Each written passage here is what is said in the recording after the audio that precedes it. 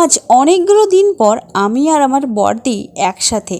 এই যে পিছনে আমার বড়দি, হ্যাঁ, সবাই কিন্তু আমাকে বড় বলে। এ দেখো আমি কিন্তু সবার থেকে অনেকটা বড়, তাই না? আর আমি এসেছি আমার বাপের বাড়িতে।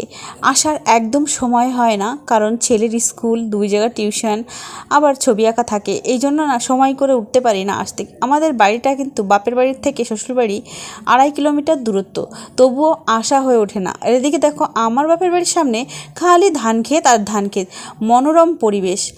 এই বসন্তের সময় চারিদিকে সবুজে মেতে ওঠে, প্রত্যেকটা গাছের পাতা ঝরে যায় আর নতুন পাতা গজায়। এই দেখো আমরা যেখান দিয়ে হেঁটে আসছি, এখানে কিন্তু অনেক গাছ, এই গাছের পাতাগুলো সবই ঝরে গেছে।